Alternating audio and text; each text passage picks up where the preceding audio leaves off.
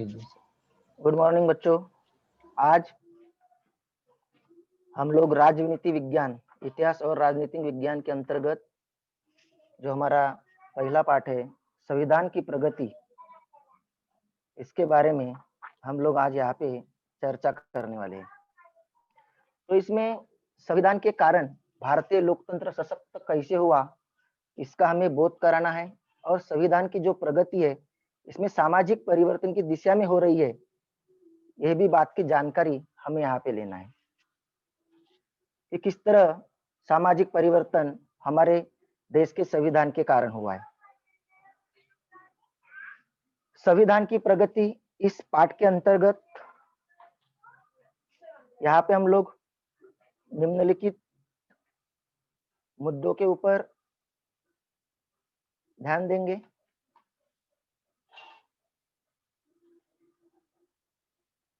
जैसे कि स्क्रीन पे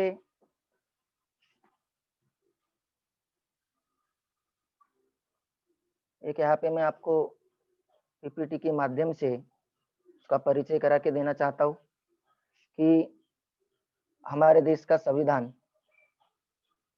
जिस संविधान के माध्यम से हमारे देश की शासन व्यवस्था चलाई जाती है, उस संविधान की प्रगति की आलेख की जानकारी हम यहाँ पे देखने वाले हैं। जैसे कि लोकतंत्र, लोगों का शासन, जिसे हम लोकतंत्र कहते हैं। उसके बाद लोकतंत्र में राजनीतिक परिपक्वता, मताधिकार, सबको मत देने का अधिकार, जिसे आप लोग वोटिंग बोलते हो, वह हमारे भारत के हर नागरिक को, जिसकी उम्र 18 साल है, उस 18 साल के हर नागरिक को मतदान करने का अधिकार हमारे संविधान द्वारा प्राप्त हुआ है। उसके साथ साथ लोकतंत्र का विकेंद्रीकरण, जो लोकतंत्र है उसका विकेंद्रीकरण हुआ है और इस विकेंद्रीकरण के माध्यम से सभी का लोकतंत्र में समावेश किया गया है। उसके बाद सूचना का अधिकार, जिसे आरटीआई 2005 में ये नया कानून यहाँ पे बनाया गया कि जिस माध्यम से हम लोग कोई भी सरकारी जानकारी हम आरटीआई के अंतर्गत, सूचना के अंतर्गत ले सकते हैं। और उसके बाद है सामाजिक न्याय और समता। सामाजिक न्याय में सभी को समान न्याय मिले, और समता, समता का मतलब समानता, हमारे देश के सभी लोग एक समान है, यह हमारे संविधान द्वारा बताया गया है। उसके बाद है आरक्षित स्थानों की नीति, अनुसूचित जाति, अनुसूचित जनजातियों को अत्याचारों से सुरक्षा प्रदान करने वाला कानून, अल्पसंख्यकों से संबंधित प्रावधान, महिलाओं से संबंधित कानून और प्रतिनिधित्व विषयक प्रावधान, और न्यायालय की भूमिका। न्यायालय की भूमिका में संविधान का मौलिक ढांचा, महत्वपूर्ण न्यायालय निर्णय, संविधान का इस प्रकार आज के इस पाठ में हमारा जो टॉपिक है वो है सामाजिक न्याय और समता। सामाजिक न्याय और समता यानी क्या? तो सामाजिक न्याय और समता हमारे संविधान का प्रमुख उद्देश्य है। इन दो मूल्य के आधार पर ही एक नया समाज का हमें निर्माण हमारे देश में करना है, यह संविधान द्वारा बताया गया है। सामाजिक न्याय का मतलब सभी को समान न्याय, सभी को समान न्याय देना, और समता का मतलब होता है सभी समान है, कोई भी ऊंचा है और कोई भी नीचे लेवल का है, ऐसा नहीं है। सामाजिक न्याय को प्रस्तावित करने का तात्पर्य है कि जिन सामाजिक कारणों से व्यक्तियों पर अन्याय होता है, उस अन्याय को दूर करना और व्यक्ति के रूप में सभी का स्तर समान होना। कोई भी भारतीय नागरिक हो, कोई भी भारतीय नागरिक हो, जो कोई भी समुदाय से हो, जो कोई भी जनजाति से हो या कोई भी व्यक्ति हो, वह सामाजिक न्याय से उसका यही तात्पर्य है कि उस नागरिक के ऊपर कोई भी अगर अन्याय होता है तो उस अन्याय को दूर करना और व्यक्ति के रूप में सभी का स्तर समान होता है, इसका आग्रह करना, यही सामाजिक न्याय में बताया गया है। जाति, धर्म, भाषा, लिंग, जन्मस्थान, वंश, संपत्ति के आधार पर ऊंच नीच का भेदभाव न करते हुए सभी को विकास के समान अवसर प्रदान करना न्याय और समता का प्रमुख उद्देश्य है। कोई भी व्यक्ति हो भारत का, जो जाति के आधार पर, धर्म के आधार पर, भाषा के आधार पर, लिंग के आधार पर, जन्मस्थान के आधार पर, वंश, संपत्ति के आधार पर हम कोई भी ऊंच नीच का भेदभाव न करते हुए सभी को विकास के समान अवसर प्रदान करना, यही न्याय और समता का प्रमुख उद्देश्य है और यही हमारे भारत के संविधान में बताया गया है। सामाजिक न्याय और समता प्रस्तापित करने के लिए समाज में सभी का स्तर के प्रयत्न करने पड़ते हैं, परंतु सरकारी नीति और अन्य प्रयत्नों को विशेष महत्व है। मतलब सामाजिक न्याय और समता प्रस्तापित करने का काम यह सरकार द्वारा किया जाता है, लेकिन सरकार के साथ साथ समाज भी, अगर हम सरकार को मदद करते हैं, शासन को अगर मदद करते हैं, तो हमारा जो उद्देश्य है यह उद्देश्य ज्यादातर सफल हुआ दिखाई देता है। सामाजिक न्याय और समता प्रस्तापित करने के लिए सरकार द्वारा जो नीतियां है, इन नीतियों को विशेष महत्व दिया गया है। मतलब हमारी जो शासन व्यवस्था है, संविधान द्वारा जो शासन व्यवस्था निर्माण की गई है, इस शासन व्यवस्था के द्वारा ही सामाजिक न्याय प्रस्तापित करने का काम यह किया गया है। लोकतंत्र को अधिक सर्वसमावेश बनाने के लिए सभी सामाजिक घटकों का मुख्य प्रवाह में आना बहुत जरूरी है। सभी सामाजिक घटक, जो समाज में सभी घटक जो है, सभी समुदाय है, वह लोकतंत्र को अधिक सर्वसमावेशक बनाने के लिए, सबका सहभाग लोकतंत्र में लाने के लिए हमें यहाँ पे सामाजिक घटकों का मुख्य प्रवाह में आना बहुत जरूरी है और लोकतंत्र सभी समाज घटकों को समाहित कर लेने की प्रक्रिया है।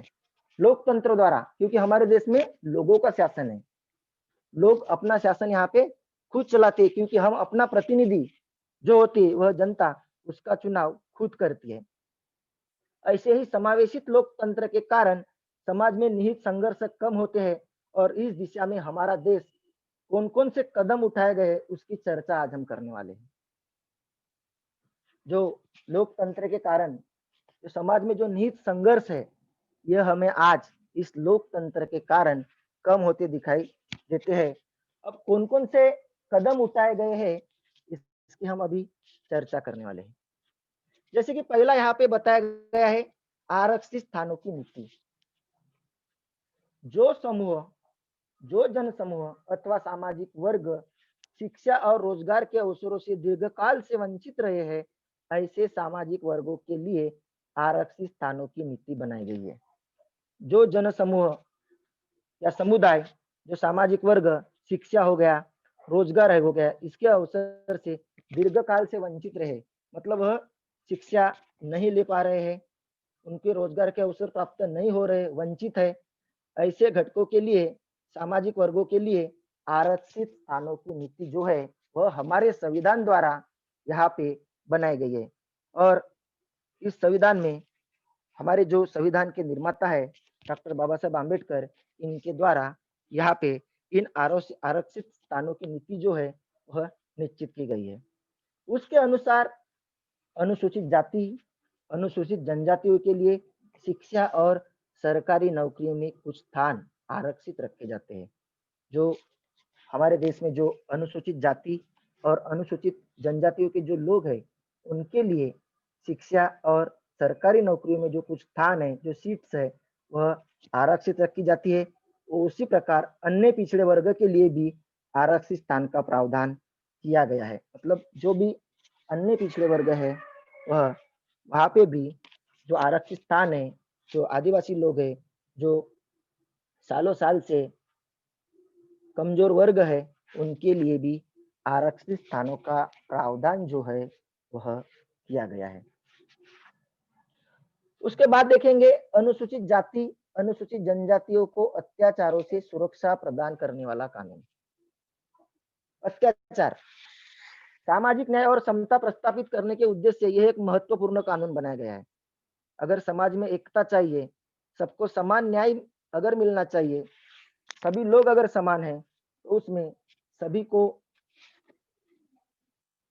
समान रखने के लिए एक सामाजिक न्याय और समता प्रस्तावित करने के लिए उद्देश्य से यह एक महत्वपूर्ण कानून जो है वह बनाया गया है। इस कानून द्वारा अनुसूचित जाति और अनुसूचित जनजातियों की व्यक्ति कर किसी भी प्रकार के होने वाले अन्याय पर प्रतिबंध लगाया गया है। अगर कोई भी अनुसूचित जाति या जनजातियों के व्यक्ति कर किसी भी प्रकार का अगर अन्याय होता है, तो उस अन्याय के खिलाफ वो लोग आवाज उठा सकते हैं और शिकायत कर सकते हैं। यदि कोई किसी भी प्रकार का अगर अत्याचार होता है, तो दंड का प्रावधान किया गया है। मतलब इस स्थिति में, इस घटक में अगर किसी भी व्यक्ति के ऊपर अगर अन्याय होता है, तो वह अपनी आवाज जो है वह उठा सकते हैं और इसमें उनके खिलाफ शिकायत दर्ज करते हैं। और संविधान में भी इस प्रकार के कानून जो है वह कानून यहाँ पे बनाया गया है। उसके बाद है अल्पसंख्यकों से संबंधित प्रावधान। अल्पसंख्यक जो समुदाय जनसंख्या से कम है, उसको हम लोग अल्पसंख्यक कहते हैं। जो समुदाय की जनसंख्या हमारे देश में कम है, उसको हम अल्पसंख्यक कहते हैं। भारतीय संविधान द्वारा अल्पसंख्यक लोगों की सुरक्षा हेतु कई सारे प्रावधान किए गए। अल्पसंख्यक लोगों को शिक्षा और रोजगार के अवसर प्राप्त हो, इसके लिए सरकार द्वारा कई योजनाएं क्रियान्वित की गई है। जो अल्पसंख्यक समुदाय में जिन लोगों का समावेश होता है, उन लोगों को शिक्षा और रोजगार के अवसर प्राप्त हो, इसके लिए कई योजनाएं जो है वह क्रियान्वित की गई है, शुरू की गई है। भारतीय संविधान द्वारा जाति, धर्म, वंश, भाषा और प्रदेश के आधार पर भेदभाव करने पर प्रतिबंध लगाया गया है। हमारे देश में जाति हो गई, धर्म हो गए, वंश हो गया, भाषा, प्रदेश के आधार पर भेदभाव के ऊपर प्रतिबंध लगाया गया है। हम कोई भी जाति के ऊपर, धर्म के ऊपर, वंश के ऊपर, भाषा के ऊपर या प्रदेश के ऊपर भेदभाव नहीं कर सकते। इसके ऊपर कानूनी तौर पर प्रतिबंध लगाया गया है। और अल्पसंख्यकों को विषय में यह एक प्रावधान व्यापक रूप में है।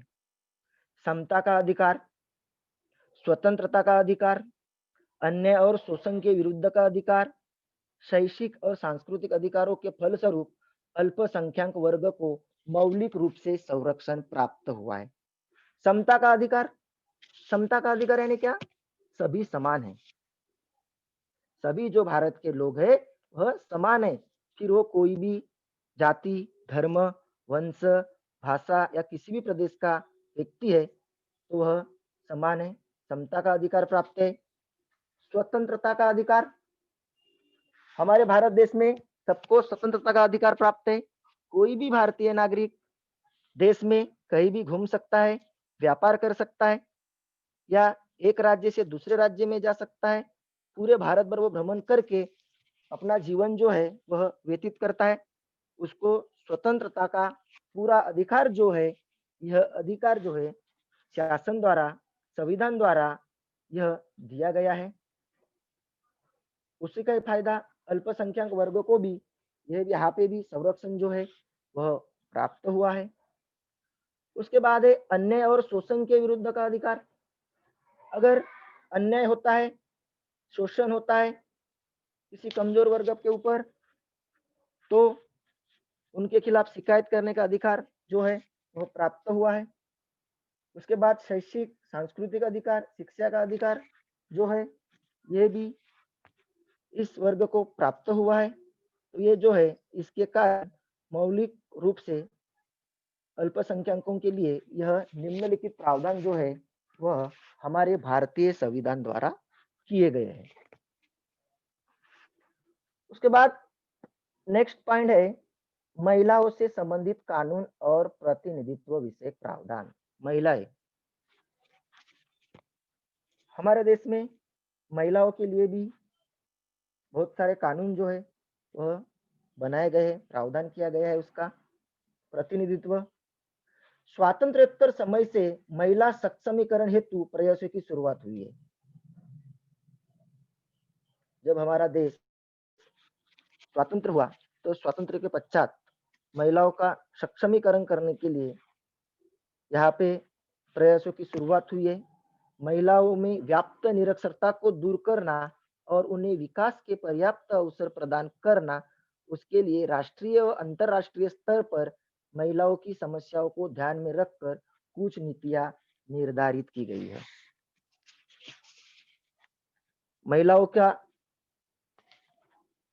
महिलाओं के सक्षमीकरण के लिए यहाँ पे राष्ट्रीय और अंतर्राष्ट्रीय स्तर पर महिलाओं की जो समस्या है उन समस्याओं को ध्यान में रखकर कुछ नीतियां यहाँ पे हमारे संविधान द्वारा यहाँ पे निर्धारित की गई है। महिलाओं को उन्नति और अधिकारों की रक्षा करने के लिए उसे पिता और पति के संपत्ति में बराबरी का हिस्सा, जो भी महिलाएं हैं उनको उनके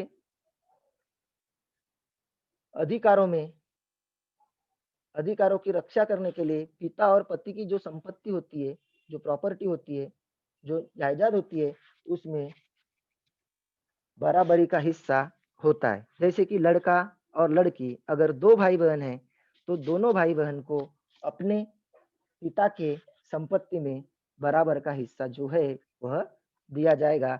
उसमें कोई भी किसी भी प्रकार का जो भेदभाव है वह नहीं किया जाएगा और इसका प्रावधान संविधान में किया गया है। दहेज प्रतिबंध कानून, दहेज प्रतिबंध, अब दहेज प्रतिबंध के बारे में आप लोग अच्छे से जानते हो कि हमारे देश में दहेज प्रतिबंध कानून बनाया गया है। दहेज लेना और दहेज देना ये दोनों प्रकार का अपराध है और इसके लिए इसके ऊपर भी दहेज प्रतिबंधक कानून बनाया गया है। उसके बाद यौन अत्याचारों से सुरक्षा प्रदान करने वाला कानून, जो भी किसी के ऊपर अगर कोई अत्याचार होता है तो उसको दूर करने के लिए कानून बनाया गया है। तथा घरेलू हिंसा प्रतिबंधक कानून जैसे महत्वपूर्ण जो कानून है यह महिलाओं के लिए बनाए गए हैं। घरेलू हिंसा में अगर किसी महिला को उसके घर के लोग, अगर उसके परिवार वाले अगर कोई तकलीफ देते हैं तो ये घरेलू हिंसा में आएगा। तो उसके लिए भी प्रतिबंधक कानून जो है यह महिलाओं के लिए बनाए गए हैं और इन प्रावधानों के फलस्वरूप महिलाओं को अपनी स्वतंत्रता को अबाधित रखने और स्वयं का विकास साधने हेतु अनुकूल वातावरण बन गया है। मतलब यह कानून से हमारी जो देश की महिलाएं हैं, यह महिलाओं की स्वतंत्रता अबाधित रही है और उनका जो विकास है, यह विकास साधने के हेतु पूरा जो वातावरण है, अनुकूल वातावरण यहाँ पे हमारे संविधान द्वारा यहाँ पे बनाया गया है। उसी के साथ साथ हमारे देश में राजनीति और राजनीतिक संस्थाओं में भी स्त्रियों का प्रतिनिधित्व शुरू से ही कम है। जब देश आजाद हुआ तो उसके बाद जो चुनाव हुए तो राजनीति में महिलाओं का प्रतिनिधित्व थोड़ा शुरू में कम होता हुआ हमें दिखाई देता है, कम था। लेकिन आज विश्व के कई देशों ने महिलाओं का प्रतिनिधित्व बढ़ाने के लिए प्रयत्न किए हैं कि ज्यादा से ज्यादा महिलाएं जो है वह राजनीति में आए और राजनीति में आकर शासन व्यवस्था चलाने के लिए मदद करे, अपना प्रतिनिधित्व बढ़ाए।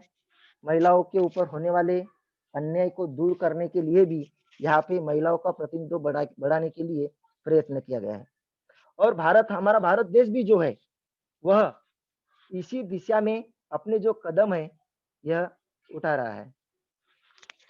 73 और 74 में संविधान संशोधन द्वारा स्थानिक शासन संस्थाओं में महिलाओं के लिए 33% स्थान आरक्षित किए गए हैं।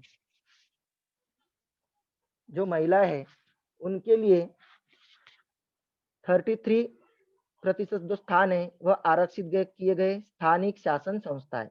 अब स्थानिक शासन संस्था यानी क्या कि जैसे हमारे ग्राम पंचायत, नगर पालिका, नगर परिषद, हमारी महानगर पालिका, जिला परिषद, ऐसी जो स्थानिक शासन संस्था है, जो स्थानिक लेवल पर अपना शासन व्यवस्थाएं चलाती है, वहां पे महिलाओं के लिए जो चुनाव चुनाव में हिस्सा लेने के लिए, चुनाव लड़ने के लिए यहाँ पे 33% स्थान जो है वह आरक्षित किए गए। हमारे महाराष्ट्र और अन्य राज्यों में भी लगभग 50% तक बढ़ाया गया है। हमारा जो महाराष्ट्र राज्य है इसमें 50% जो स्थान है यह महिलाओं के लिए यहाँ पे रखे गए हैं। महिलाओं के लिए राष्ट्रीय महिला आयोग की स्थापना की गई है। राज्य में भी राज्य महिला आयोग की स्थापना की गई है। अगर कोई अन्याय अगर होता है तो उसकी शिकायत राष्ट्रीय महिला आयोग या राज्य महिला आयोग में भी यहाँ पे किया जा सकता है। घरेलू हिंसा से महिलाओं को सुरक्षा प्रदान करने वाला कानून लोकतंत्र को सशक्त बनाने की दिशा में महत्वपूर्ण कदम है। घरेलू हिंसा, घरेलू जो हिंसा है उस हिंसा को रोकने के लिए महिलाओं को सुरक्षा प्रदान करने वाला कानून लोकतंत्र को सशक्त बनाने की दिशा में महत्वपूर्ण कदम यहाँ पे उठाया जा रहा है। स्त्री की प्रतिष्ठा और आत्मसम्मान को बनाए रखने की आवश्यकता को इस कानून ने अधोरेखित किया है। हमें स्त्री की प्रतिष्ठा और आत्मसम्मान को बनाए रखना है कि आज हर क्षेत्र में महिलाएं जो है यह पुरुषों के कंधे से कंधा लगाकर आगे बढ़ते हुए हमें दिखाई देती है। ऐसा कोई भी क्षेत्र नहीं है कि जहाँ पे महिलाएं द्वारा प्रगति का आलेख हमें नहीं दिखता। और इसके लिए उनका सम्मान, उसका आत्मसम्मान, उनकी प्रतिष्ठा को बनाए रखना यह हमारे भारतीय लोग और भारत के हर नागरिक का हमारा काम है। परंपरागत वर्चस्व और अधिकार तंत्र को विरोध करने वाले इस निर्णय से भारतीय लोकतंत्र और व्यापक हो गया है और उसमें होने वाला समावेशन अधिक अर्थपूर्ण है। हमारा जो भारतीय लोकतंत्र है, इस भारतीय लोकतंत्र द्वारा महिलाओं को पूरी तरह यहाँ पे सशक्त बनाने का काम यहाँ पे किया गया है। यहाँ पे हम लोग महिलाओं का प्रतिनिधित्व देखेंगे, जैसे कि लोकसभा में महिलाओं का प्रतिनिधित्व दिया गया है। यहाँ पे देखिए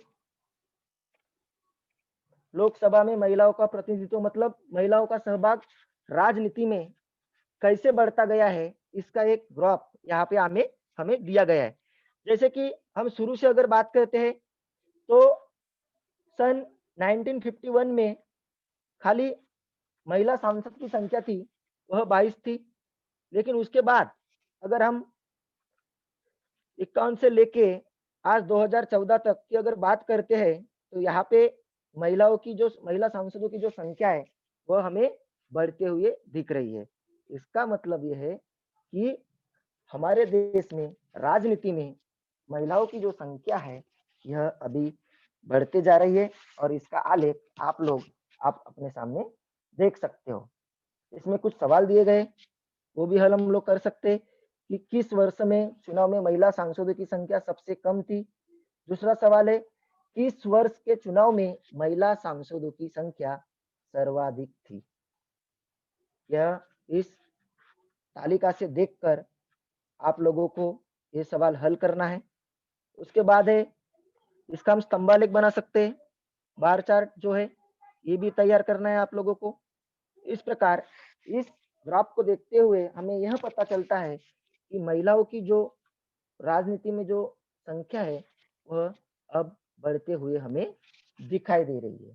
तो इस प्रकार यहाँ पे हमने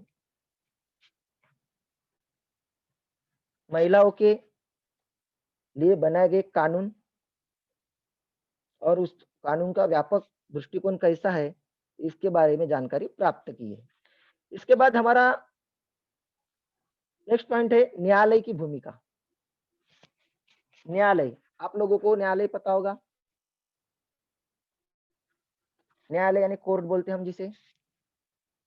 न्यायालय की भूमिका हमारे लोकतंत्र को सशक्त बनाने के लिए महत्वपूर्ण है।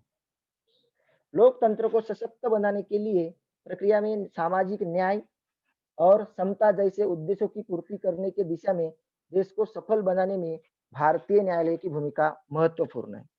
मतलब जो भी संविधान द्वारा कानून बनाए गए हैं, उस कानून द्वारा जो कानून लोगों के लिए बनाए गए हैं, जनता के लिए बनाए गए हैं, वह कानून किस हद तक लोकतंत्र में सफल हुए हैं, उसको देखने का काम न्यायालय का है। अगर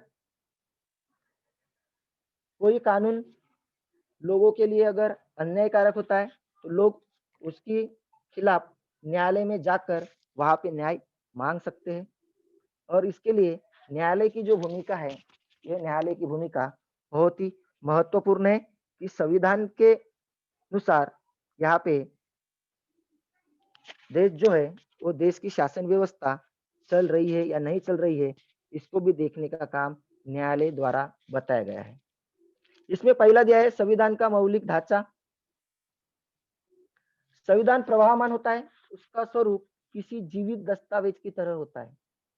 परिस्थितियों के अनुसार संविधान में परिवर्तन करने पड़ते हैं और वह अधिकार अर्थात संसद को प्राप्त है। हमारा संविधान जो है यह प्रवाहमान है, गतिमान है और वह एक जीवित दस्तावेज है। किसी परिस्थिति में अगर उसमें परिवर्तन करना है, कोई बदल करना है, कोई नए कानून बनाना है, तो उसमें वह बनाने का अधिकार संसद को है और संसद द्वारा यहाँ पे उस संविधान के अंदर परिवर्तन जो है वह किया जा सकता है। संसद के इस अधिकार को स्वीकार करते हुए न्यायालय ने संविधान के अधिकारों की सीमाओं को बोध संसद को कराया है। मतलब संविधान को किस तरह परिवर्तन किया जा सकता है, इसका भी बोध न्यायालय द्वारा संसद को कराया गया है कि किस सीमाओं तक आप लोग इसमें परिवर्तन कर सकते हो। संविधान में परिवर्तन करते समय संसद संविधान के मौलिक ढांचे को चोट अथवा क्षति नहीं पहुंचा सकती, यह भूमिका न्यायालय ने अपनाई है। मतलब जो भी उसका मौलिक ढांचा है उसको किसी भी प्रकार की चोट या क्षति नहीं पहुंचाई जा सकती, न पहुंचाते हुए ही उसमें संसद परिवर्तन कर सकती है। जैसे कि यहाँ पे दिया गया है, मौलिक ढांचे में शासन का गणतांत्रिक और लोकतांत्रिक स्वरूप, संविधान का संघ राज्यात्मक स्वरूप, देश की एकता और एकात्मता का संवर्धन, देश की संप्रभुता और पंथ निरपेक्षता और संविधान की सर्वश्रेष्ठता। ये जो मौलिक ढांचा है इसको कोई भी क्षति जो है वो नहीं पहुंचाई जाना चाहिए।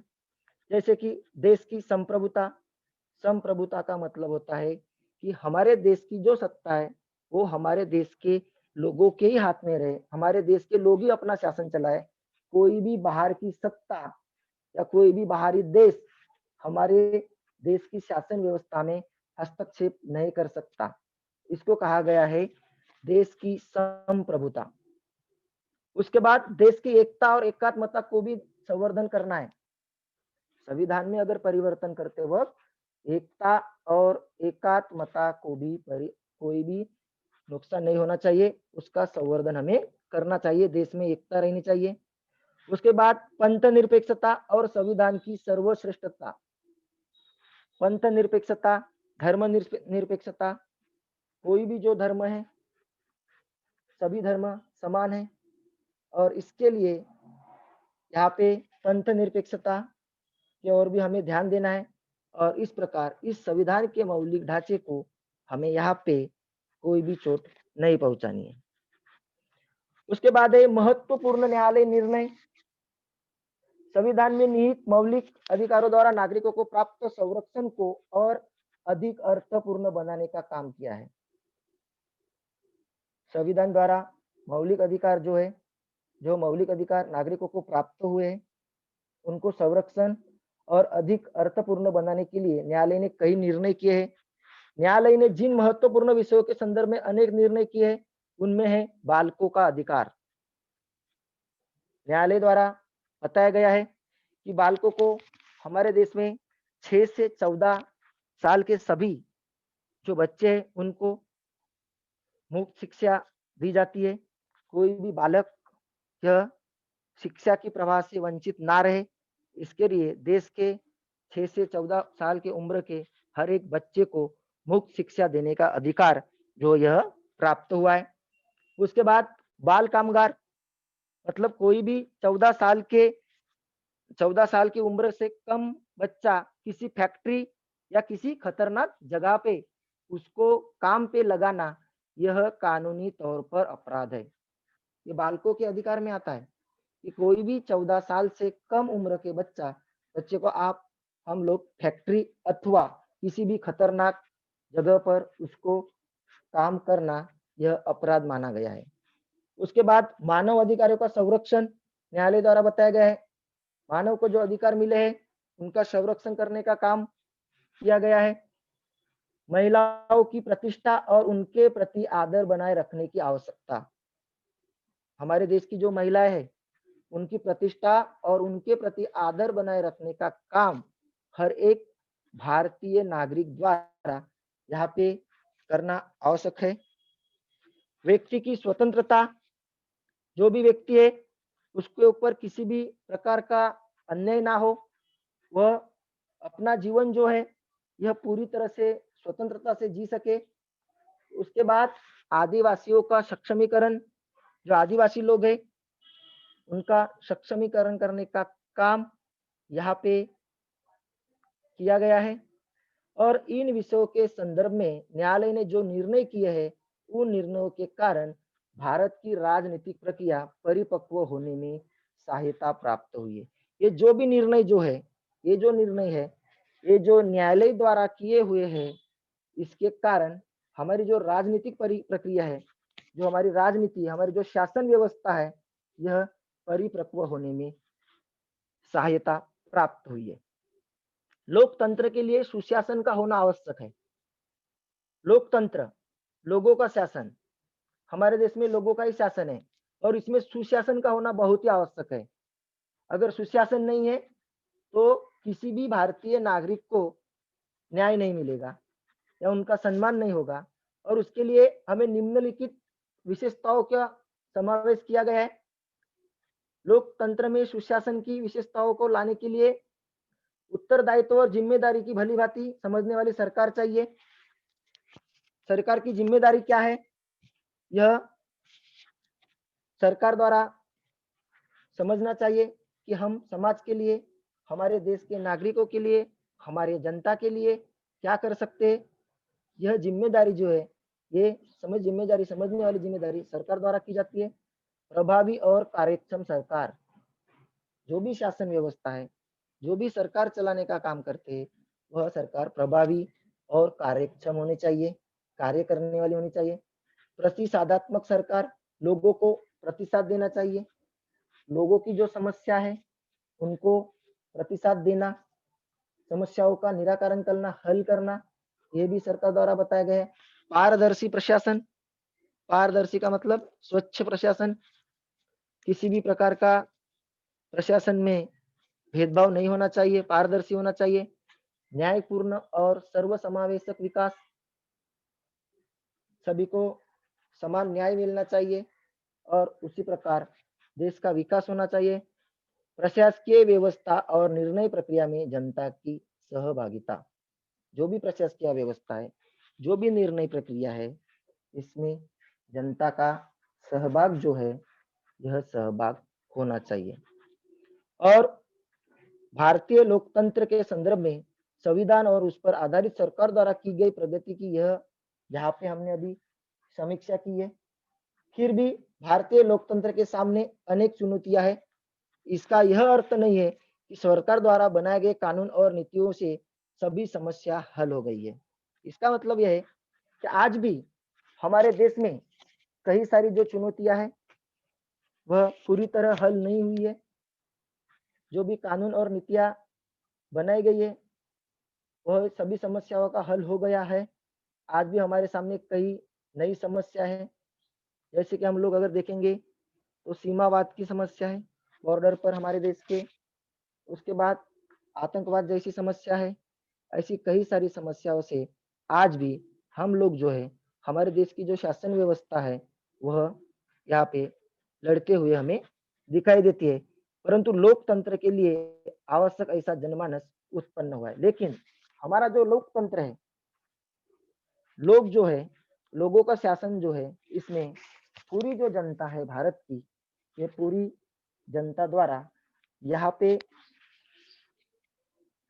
सरकारी कामकाज में हो या शासन व्यवस्था में हो, पूरा हिस्सा जो है वो यहाँ पे लिया गया है।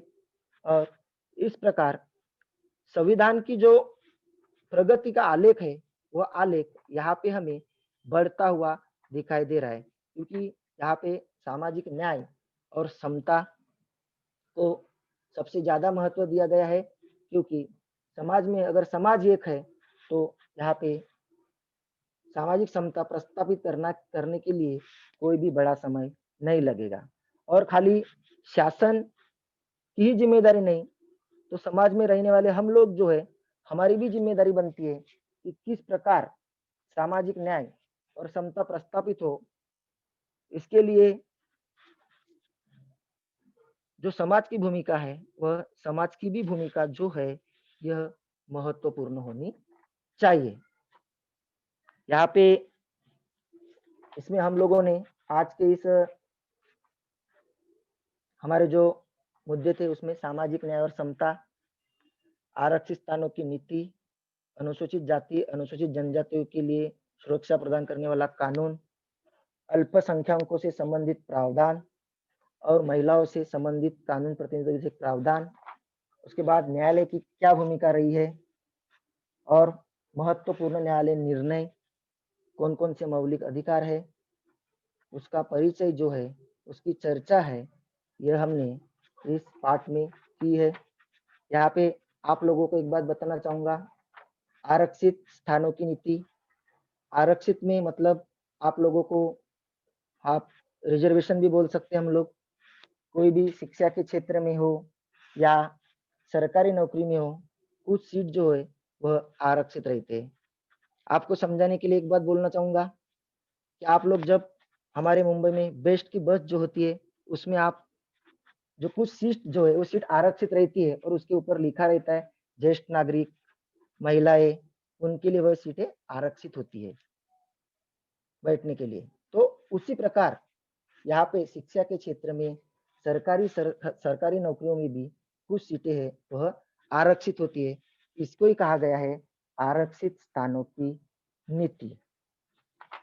और बच्चों, किसी को अगर कुछ डाउट्स है या कोई सवाल है तो आप लोग कर सकते हो। इस पाठ के जो स्वाध्याय है वह आपको पूर्ण करना है। यहाँ पे Ankit Dubey. Hello sir. Ankit. Hello sir. हाँ बोलिए। सर, अपने लोकतंत्र, राजनीतिक परिपक्व और मताधिकार, सूचना का अधिकार, लोकतंत्र का विकेंद्रीकरण, ये सब आपने नहीं पढ़ाया? मुझे बच्चा यही टॉपिक मिला था। इसके पहले के जो सर है उन्होंने इसके बारे में चर्चा की होगी। हाँ हाँ सर। मैं बताना चाहूंगा, अगर तुझे कुछ डाउट्स है तो पूछ सकता है, कोई प्रॉब्लम नहीं। तो तुम्हें अगर कोई प्रॉब्लम है इस टॉपिक में? नहीं सर, मुझे लोकतंत्र का विकेंद्रीकरण नहीं समझा है। लोकतंत्र का विकेंद्रीकरण यानी लोकतंत्र को पूरी जनता तक पहुंचाना।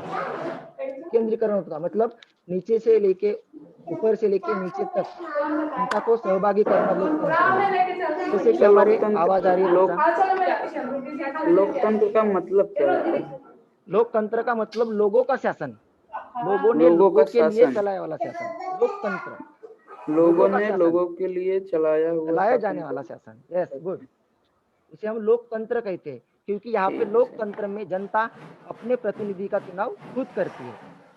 ठीक सर, थैंक यू सर। हाँ, शिवांगी।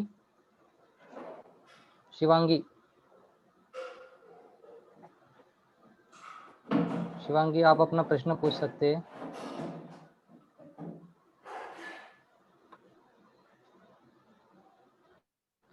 शिवांगी आपने हाथ ऊपर किया है। हेलो।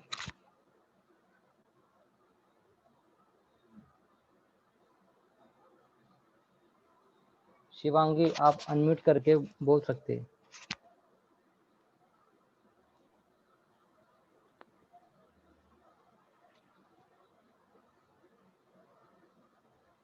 ओके सर, किसी का हाथ अभी ऊपर नहीं है। और बच्चों किसी को कोई प्रॉब्लम है आप पूछ सकते हो। अगर किसी को नहीं समझाए, सूचना का अधिकार, उसके बाद मताधिकार के बारे में मैंने बताया है कि भारतीय नागरिकों को मताधिकार का अधिकार मिला है। सूचना का अधिकार आरटीआई 2005 के अंतर्गत नागरिकों को सूचना के अधिकार में सहभागी होने का अधिकार अवसर प्राप्त करने के साथ साथ सरकार के साथ संवाद बढ़ाना चाहिए, और कोई भी सरकारी कामकाज जो है उस कामकाज की जानकारी आप लोग सूचना के अधिकार द्वारा ले सकते हो। और किसी को अंकित, अंकित आपको कोई और दिक्कत है, कोई हाँ सर, प्रश्न है? आरटीआई का फुल फॉर्म क्या है? Right to information. Right to information, information. Thank you sir. माहितीचा अधिकार, मराठी में उसको माहिती का अधिकार बोलते हैं। काजल गौड़ आपको कुछ प्रश्न है? काजल गौड़। सर आरटीआई 2005 में लागू हुआ था। हाँ, 2005 में आरटीआई का कानून बनाया गया। ठीक है आप सर। किसी भी को भी सरकार द्वारा जो विकास कार्य चलाए जाते हैं, जैसे कि आप अगर राशन की दुकान में जाएंगे तो राशन की दुकान में आप एक महीने की माहिती ले सकते हो कि इस महीने में कितना अनाज आया है, कितना वितरित किया गया है। इसकी भी जानकारी हम लोग सूचना के अधिकार द्वारा उस राशन दुकानदार से प्राप्त कर सकते हैं। या कोई भी सरकारी विकास काम के ऊपर कितना पैसा खर्च हुआ, इसकी भी जानकारी हम लोग इस सूचना के अधिकार द्वारा जानकारी प्राप्त कर सकते हैं। और किसी को कोई बच्चा लोग? काजल गौड़, काजल गौड़, काजल गौड़ आपने हाथ ऊपर किया है, अनम्यूट करके बात कीजिए।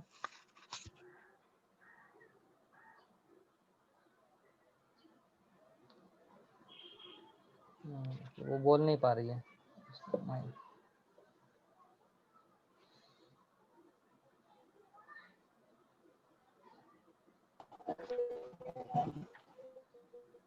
हाँ पूछे बेटा।